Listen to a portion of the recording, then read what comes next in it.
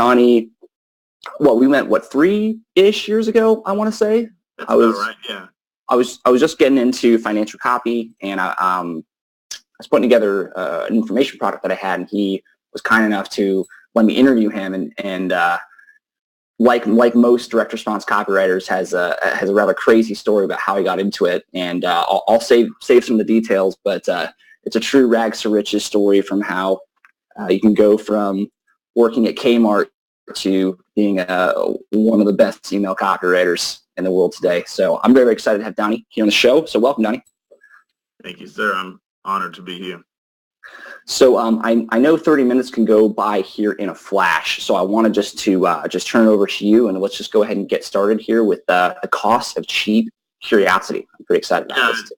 I mean, 30 minutes, as every call you have, is really not sufficient. So I got like 30 slides, so I'm gonna have to move kind of fast to get to some of the stuff, and so let's just do it. But cheap curiosity, because as in our business, we all know that's one of the things that we go for. We try to inspire curiosity or to spark curiosity in our reader's mind, and get them to open an email, get them to click through to an email, and get them to buy something. And for those of us, we're pretty much all of us are students of the game, so we know. Claude Hopkins said that curiosity is the greatest human incentive. So it's kind of our business. But I think that in many ways we're doing it wrong. I say I think, but I know that we are, and I know there's no one way of doing anything, but we're hurting ourselves by one of the key things that we do. And I've got it here. We're writing super short emails, super vague emails, and I know what you're going to say. My clicks are up 50%. I'm getting people to click through, and what else could I hope for other than to get people to open an email and to click through to an email? But that's why I call it cheap curiosity, because we're taking kind of a shortcut route to really engaging the minds of our readers and our viewers. So anyway, that's kind of the trend. So this is kind of an example of what you might see. I took this from Mark Joyner. I figured I wouldn't hurt his feelings because he won't be here. Probably he might be. Or some of his fans probably are. But this is kind of illustrative of the stuff that we see, right? It's the shortest email. I've actually written one shorter. This is a funny story. This is a couple of years ago, and I wrote an email. There was an email I was writing with a partner, and the previous day's email said something like Donnie was wrong, something like this, and it was a long email. And the next day's email, which I wrote, just said, "I'm never wrong," and then I signed off. That was it. That email didn't make me any money. But you see right here, it's time, isn't it? If you agree, click here. Like, what are we doing? So we're driving traffic to our control. That's what we're trying to do. That's correct. So in your mind, you're saying, okay, this thing is so oblique. You almost have to click it to find out what Mark is talking about here and what he's doing. But this is the cheap curiosity I'm talking about, because there's zero investment on my part to find out what he's talking about, other than the fact that I like Mark and everything he does is pretty good. But this email, if somebody other than Mark sent it, it looks like spam to me, right? Yeah. Okay, so there's a couple of reasons why we're doing this. I'm going to move quickly. We believe our reader is increasingly sophisticated, and so we think that we're going to trigger the categorical imperative if we say too much, and then they're going to think they know what we're talking about, and they won't feel the need to click. And there's some truth to that. Well, I think our readers see so much copy, and there's only so many things that we can really talk about that are different. So there's a legitimate fear there that we're going to bore them in advance. So, but that's one of the reasons that we are saying less, is because we're scared they're gonna know in advance and they're not going to be interested. The second reason is we're worried that they're not able to pay attention to an email for more than 5 seconds. They won't do it. And I will rail against that till I'm dead. I don't believe for a second that attention spans are actually shrinking, because our brains are not that different than they ever were. We just have to get better at maintaining the attention. So there's just more places for people to get distracted, more ways that a reader can be taken off on the side tangent. And so we just got to get better at keeping attention. Interestingly, there's data from Litmus Email Analytics. There's a 5-year study, or something like, not 5 years, but a comparison from 5 years ago to recently. So people are actually spending more time per email than they were in 2011. This is from 2011 to 2016, and I haven't seen more recent data than this. But it's opposite what you think. You might think people are spending less time reading email. That's false, according to the data. People are spending more time. So that if their attention spans are shrinking, you can't really explain that. Okay, so then the third reason that we are writing vague emails is that we're terrified to let them know what we're actually selling, which we know to be true. If I say the word option, they'll freak out and never click. So by the way, I wanted to roll this back here. I think it was, I mean, it was Dean Jackson or something like that, where he's like that sometimes the best way to sell a horse is horse for sale. It's just say horse for sale. He's not wrong. And some of my, not wrong, right? And sometimes we get so scared to admit to people like we're selling something, when that's kind of the reason they're on our list, is they're interested in buying stuff. And yeah. So anyway, keep going. Sorry. Yeah, well, I mean, that's a great point. Eventually, they're going to find out, and so we're not that you just say horse for sale all the time, but they're at some point they're going to find out, and if we've sold them on something, they think they're buying something that they're not. When they find out, they're going to be a percentage of them are going to be turned off, and maybe they'll turn you off forever. So anyway, that's kind of the reason. That's how we've gotten where we are. And as in broad strokes, we're moving towards shorter and shorter emails, and I think maybe clicks are harder to get. So a shorter email kind of forces people to click because I just need to know what you're talking about. But it's cheap. So anyway, subject lines affect every other metric. You may know this. You may know this. You may not have fully appreciated it. And this is just super overview here. But this is a split test that we ran. The list is like 600,000. And I'll break it down for you very simply. 2 sets of subject lines. This is a 3 email sequence. And on the B segment, the test, we improved the open rates just a little bit, but decreased click to open rate by 11.5%, and also decreased the conversion rate by 5.6% without changing anything except the subject line.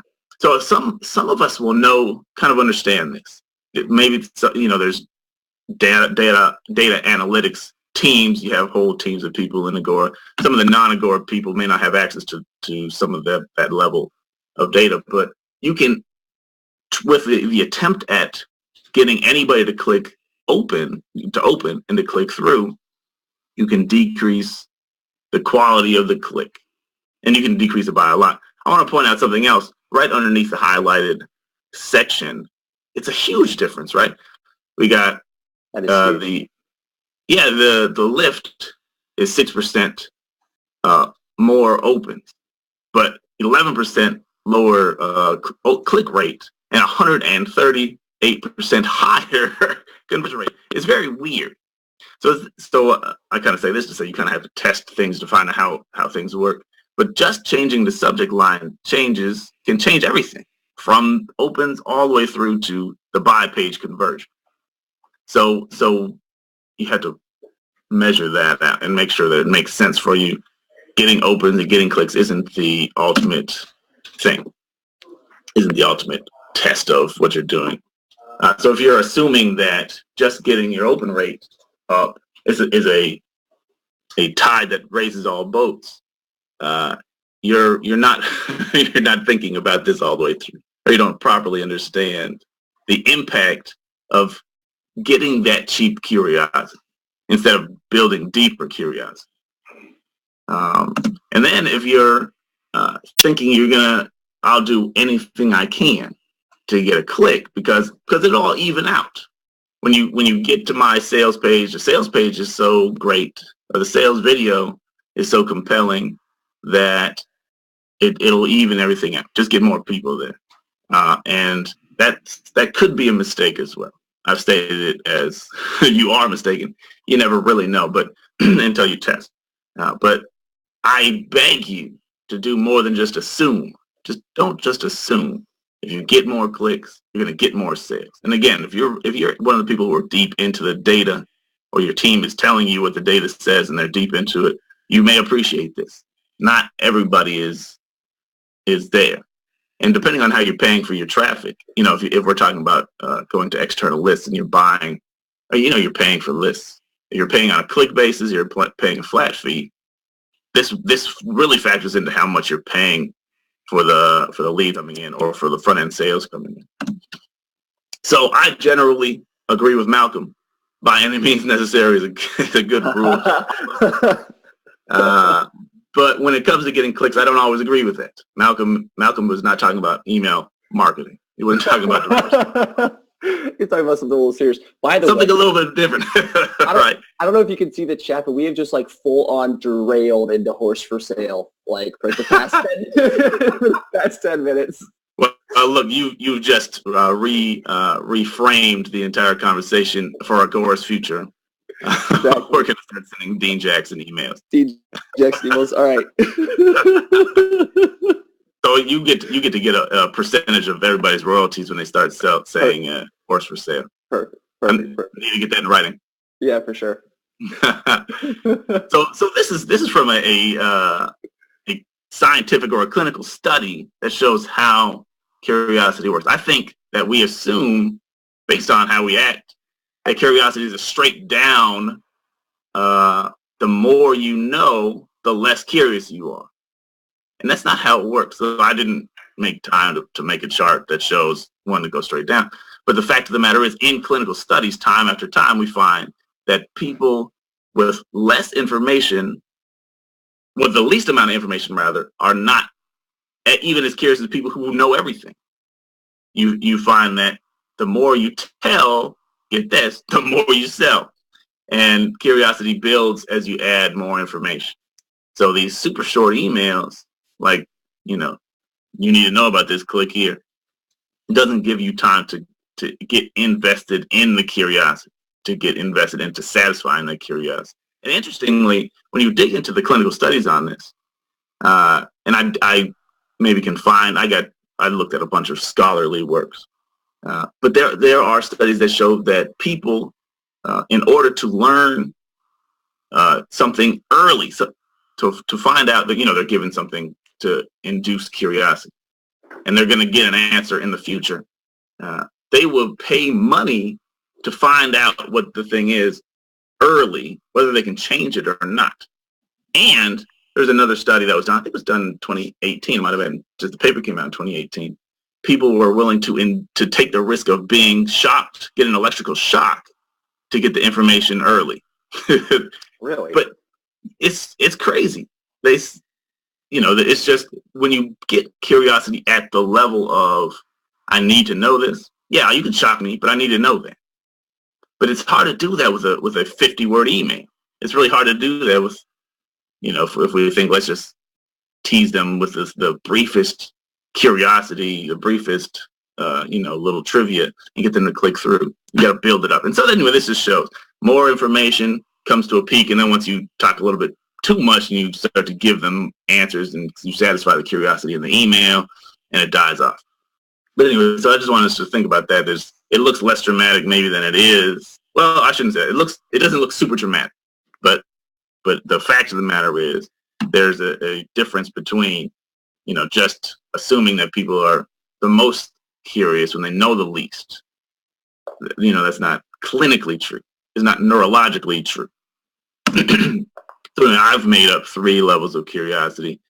this wasn't from the studies, but as an email marketer, as a marketer, I've kind of got 3 categories of curiosity. And not to say that you're going to be at the ultimate level all the time. It would be very hard.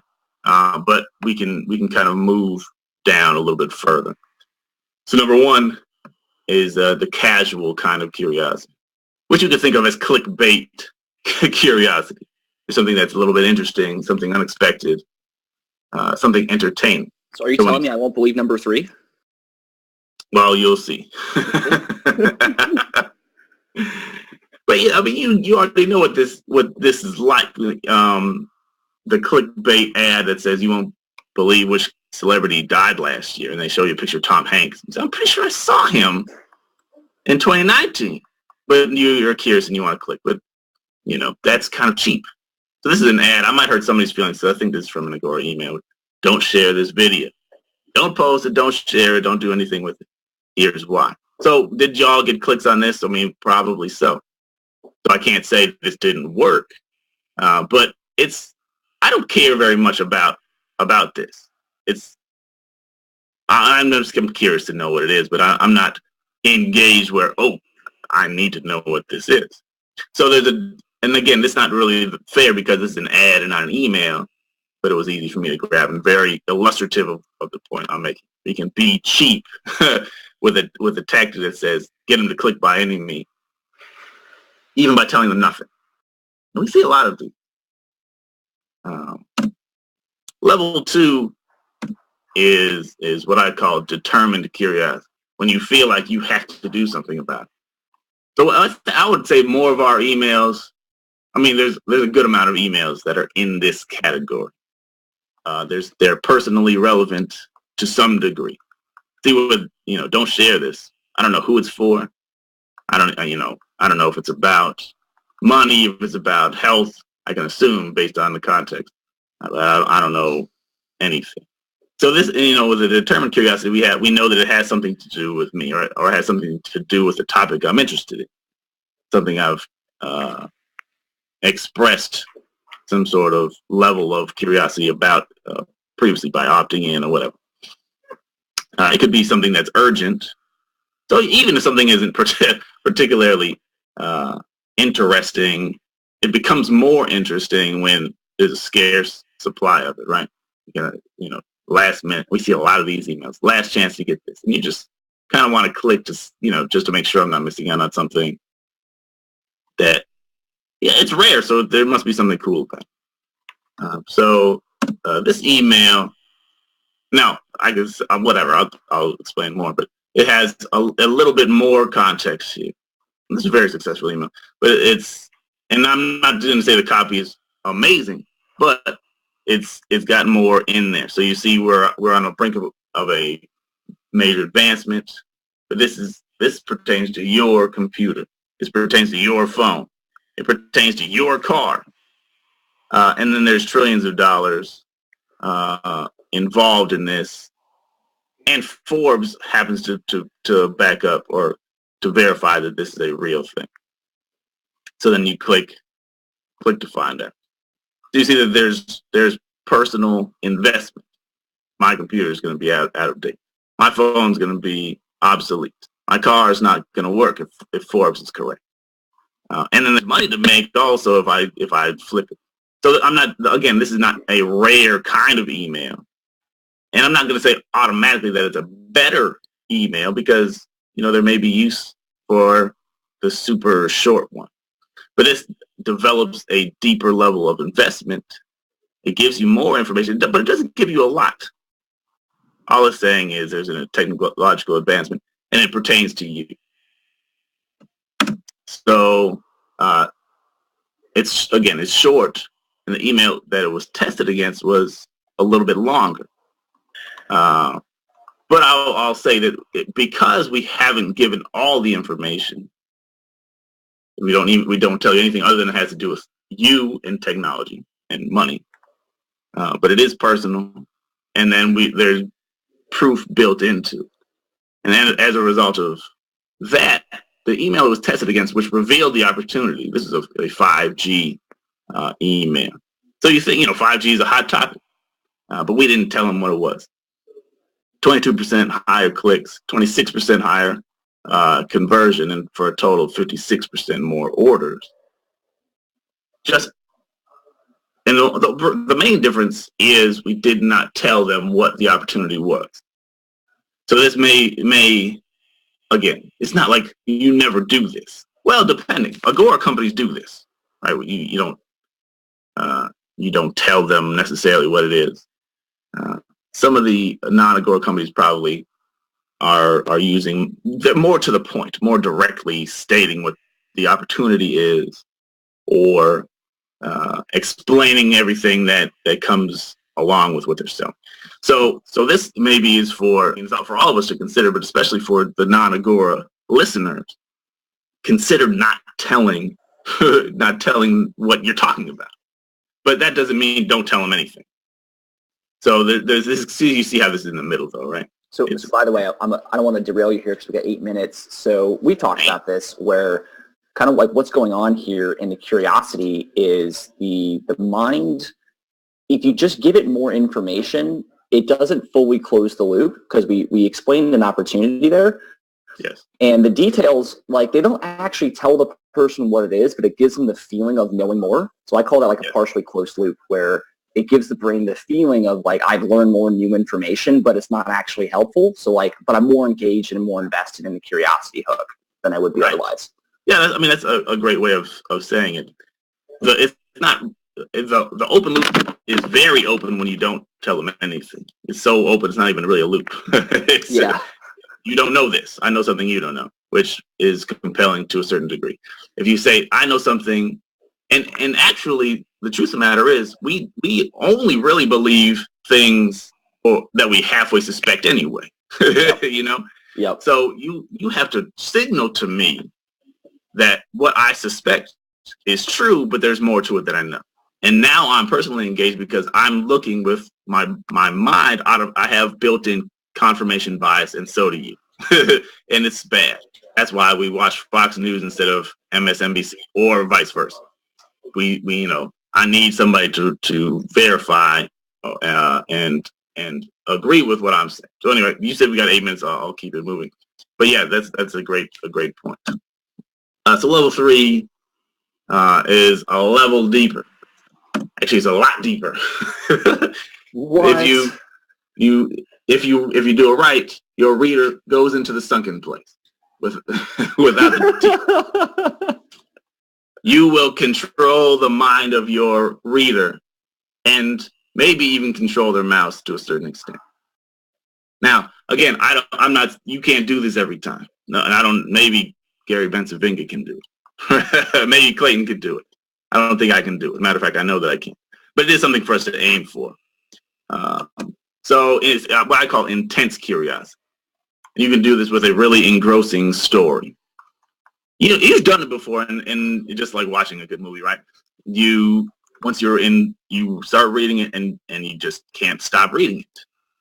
If you have a super awesome offer or opportunity, people I really need to have this. It's in line with what you know that they want. They will be intensely curious, or a sense of impending doom. If we can do fear right, they cannot click away. Almost can't anyway. It's a much lower ability to do that, because you've got to the peak of that curiosity and the peak of personal application or personal applicability relevance, where they know I have to do something about this.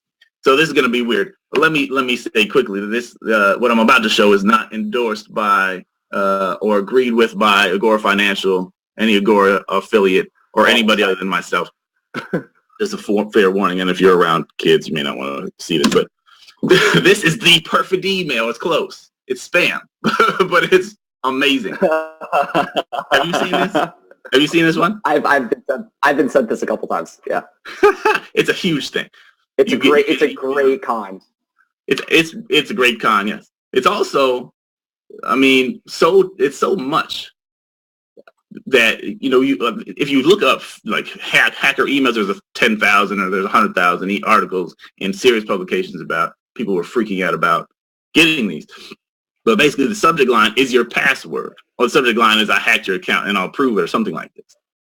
And so you may believe that or you not believe that, but you're probably curious to know how somebody sent you an email with your password in, or a past password. You're never sure if you're still using that password or not. So anyway, I'm not going to read the whole thing, but it says, I know your password. This is it. And you don't know me, but, obviously I know you. And this, now, I'm not going to talk about the evils of pornography today. That's another call. But for a person who has visited one of these sites, and then if you're unashamed about it, who cares? Although you still might not want your mom to know what you're doing. But if the whole idea is, I know you've been on these sites. Actually, I have video of you and I can show a video from your webcam showing you doing what you're doing, and the thing that you're looking at while you're doing it. And I'm going to send it to all your friends unless you send me some money. And look, watch this. It's $1,200, which is, the price of a decent or, a beginning level of back-end product. But there's... Escalate them up the blackmail chain? Is that there's personal relevance, and it's not assumed relevance. You know it's relevant. They know it's relevant. There's this extreme fear for the right person. And so for somebody who never goes to these sites, like, I don't care about this. I mean, I know that it's fake. But for somebody who, when they first see it, they see the password. This, holy smokes, something is going on here. Oh, and that I went to a pornography site. Well, I mean, that covers a pretty large segment of the population. And then there's some urgency. Like, if I'm going to give you 48 hours, whatever it is, to send me money, or I'm going to send this to your friends. And there's a pixel on your computer. I know that you've read it now, so the clock starts now. The countdown starts right now. So for the right person, they're going to find a way to come up with $1,200 to avoid the sheer embarrassment of their mother seeing them. So, Business Insider covers this, and there's a bunch of them. So that is sunken place copy. How do we do that for ourselves? Well, don't lie to people, but there's a couple of action steps that I want to point out, and we've kind of talked about some of them. There's your email should be an experience for your reader. It's hard to create an experience in 2 sentences or 3 sentences, and over the long term. The one thing that you'll also notice, it's true for most people, but the engagement level of your readers goes down fast because they start to, the tricks wear off, and we keep bringing in new people, so we see our open rates and our click rates kind of, they're somewhat level, but it's not because people keep reading the same amount. People are falling off, and you're bringing in new people who are still at that higher level. If you write these super short emails, it erodes trust over time, and it erodes that sense of value over time, so that your people are checking out more. So good editorial can negate that, but if people, as soon as they know it's a marketing thing, they don't care anymore. So anyway, remember, cheap curiosity can cost you. Test longer emails. I want you to test shorter emails too. So I'm not saying short is bad. And if you're writing 400-word emails, it might be worth testing a 150-word email. It might be worth testing a 75-word email. But just remember, you need to include enough information in there, personal relevance and proof and fear, or not necessarily fear, but fear or greed, that brings them into the experience and helps them see that this is for me. It's not just some random email to titillate. This is for me. This pertains to me.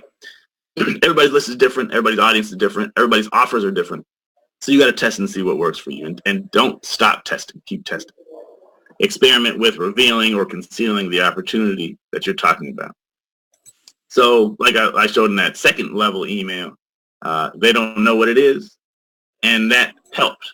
In some cases, if it's had a profit from the Lyft IPO. I mean, that might be the hottest news today, and it doesn't make sense to conceal that.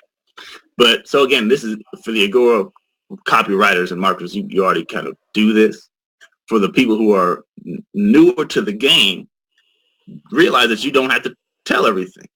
It might make sense to conceal it for a while, even if you're not embarrassed or terrified by it, just to get that loop sunk in, get the hook sunk and set in the jaw of your reader. A couple of things, the shock factor can work against you. Why? Because again, if you're talking to people who know nothing about it, just saying something to shock them, I don't know enough about this to care. So there has to be some level of familiarity, or they suspect that to be true. They always kind of thought that was true, and now you're confirming it. That will help. You want to have a smooth handoff from the email to the sales page, just so that they don't, if you built up curiosity, you got to make sure that they know they're in the right place when they click through. You may know that, but I just want to point it out again, because you see emails when we're creating so many emails to drive traffic to a control that sometimes they're way off base. They're crazy. You say, how not to get cancer from shampoo, and then you get to the sales letter and it doesn't mention shampoo at all. Now I'm just mad. Might hurt somebody's feelings with that. And then just pay it off. If you're building up curiosity, please make sure that you satisfy that on the sales page, because again, they'll only forgive you a few times before they get tired of being bait and switched. I think that's all I got. All right, cool. So it is 10:32. So for I'm going to kind of wrap up some of the questions in one kind of final thing here. But for people who would like to shoot you an email and ask you more questions about email marketing, where should that go? I guess my email address is db@donnie-bryant.com. I'm going to just drop that in the chat. So db@donnie-bryant.com. Yeah. So I might take forever to get back to you, just so you know. That's normal. So one of the things, there's a reason, by the way, that I've been sort of skewing a little bit towards email marketing over the past calls, and you'll get more of it, is that email is by far the number one marketing channel that we have available to us. Mm-hmm. And a lot of times there's misconceptions about email and short versus long and yada, yada, yada. The reality is like everything works when done correctly. Right. And when you have a list, right, like you have to vary up your formats, because otherwise the list will get desensitized. So you got to try new hooks. You got to try new promotions. You've got to try different lengths and different formats. You've got to try strong, aggressive copy versus, heavy curiosity versus, solid editorial. Like there's no single right answer or best move. And then it changes based off of where we are in the mood of the market. It's like, what's going to work now? So It's a never-ending testing process. You have to keep testing. Absolutely. So I saw some questions in here about, cost of traffic or short versus long, but at the end of the day, it's like, we don't know, and I don't know for your list, but the key is that if you're not constantly testing, you won't know either. Yeah.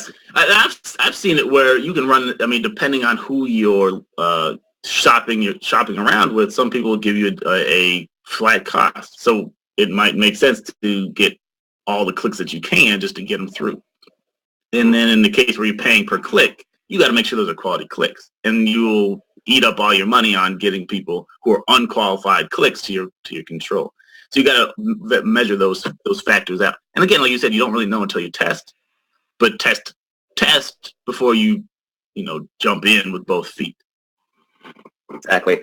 All right, so we've run a little bit long, but Donnie, thank you so much for hopping on the call. I know I took some notes here about different levels of curiosity, and I need to figure out how to get some more determined curiosity into my emails, because that's I didn't know what that name was, but I'm definitely got to try it. So thank you guys for hopping here on the call. Next week we're going to be talking with Jimmy Parent about how to recruit, train, and hire copywriters for your team. So I'll see you guys all next Tuesday, and thanks again.